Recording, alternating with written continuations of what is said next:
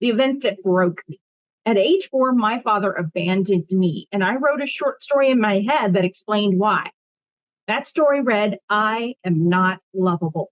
I blame two things for making me unlovable: my poverty and my imperfections and failures. The goals that made me. I set 3 goals that drove every decision from that point forward. First, I would overcome my poverty by becoming a business owner so I could be rich and nobody would ever look down on me for being poor again. I would become famous so everyone would know me and love me. I would become a great saint so I could be perfect like God wanted me to be, and he would love me. The love that changed my life. At age 13, I met the man I would marry, and for the first time found someone who loved me for me without needing me to do anything to earn it. That was confusing. At 16, I left the Catholic faith because I thought it was the enemy of the love I'd found, my dreams and my happiness. 3 years later, I found out I was pregnant just as we lost our place to live, our jobs, and hope seemed lost. Taking a leap of faith, I gave birth to my son, a decision that saved my life and later would save my marriage too. The problems that drove me to despair. At age 23, I felt like I was drowning in an ocean of problems I was powerless to solve. I didn't even know if there were solutions. I feared that my son, my husband, and I would end up starving and homeless. I fell into despair and contemplated taking my own life. When I thought about who would take care of my son if I weren't there, I couldn't think of anybody I trusted with him and thought about taking him with me.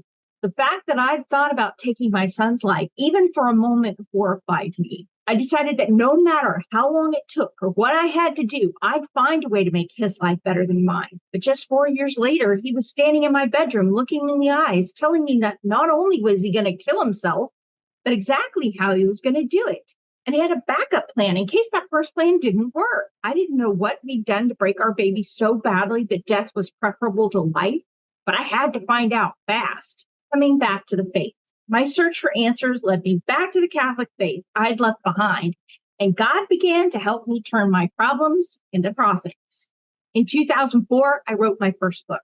From 2007 to 2010, God began teaching me the power of relationships and the value of connections in achieving success in life.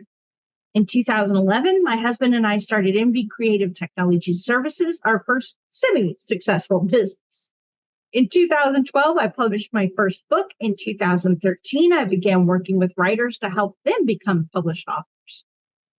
Unlocking the doors to my dreams. In 2014, I published The Poverty Diaries with excerpts from my diaries of years spent in poverty. In 2016, I founded 40 Day Writer LLC. In 2019, I published Turning Problems into Profits.